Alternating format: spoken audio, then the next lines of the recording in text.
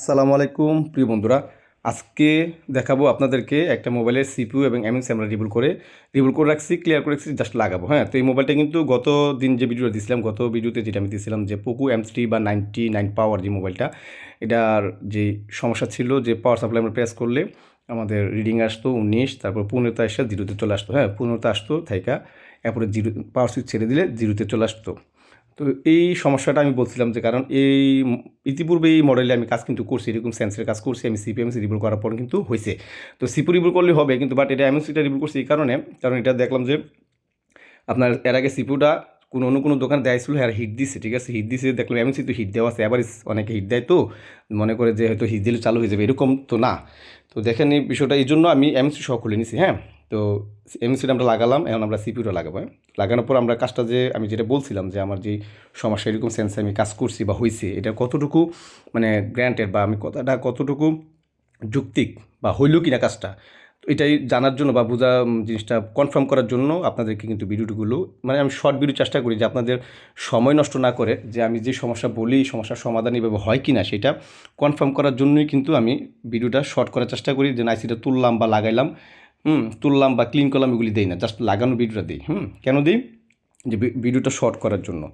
আর যদি আপনাদেরকে আপনাদের কারো কোনো কমেন্ট থাকে বা কারো কোনো কথা বলার ইচ্ছা থাকে আমার সাথে, যে কোনো বিষয়ে আপনার জানার ইচ্ছা থাকে, তো অবশ্যই আপনারা আমাকে কমেন্টে জানাবেন, আমি চেষ্টা করব পরবর্তীতে ওই বিষয় নিয়ে আলোচনা করার জন্য। তো আমি যখনই কোনো ভিডিওতে আপনাদেরকে একটা ইনফরমেশন দিই বা তথ্য দিই যে এই সমস্যাটা এরকম পাইছি, এরকম করছি, হয়েছে, আপনারা কনফার্ম থাকেন যে এই সমস্যাটা আমি পাইছি বা করছি বিদেই কিন্তু বলি। তো আমি প্রায় ভিডিওতে কথা বলে থাকি। তো আমি জাস্ট এমসি লাগানোর পর আমরা সিপিইউটা লাগাবো।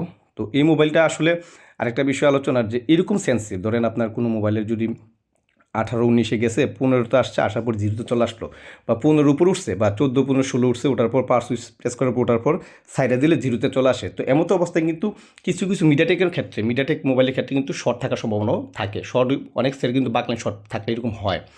তো এই কোয়ালকমের চিপসেটের ক্ষেত্রে, এই মডেলটার ক্ষেত্রে এই সমস্যাটা আমি আপনাকে 100% গ্যারান্টি দিচ্ছি। কেন? আমি এই কাজটা কমপ্লিট করছি বা এখনও এই কাজটা কমপ্লিট করে ইনশাল্লাহ আপনাদেরকে দেখাবো।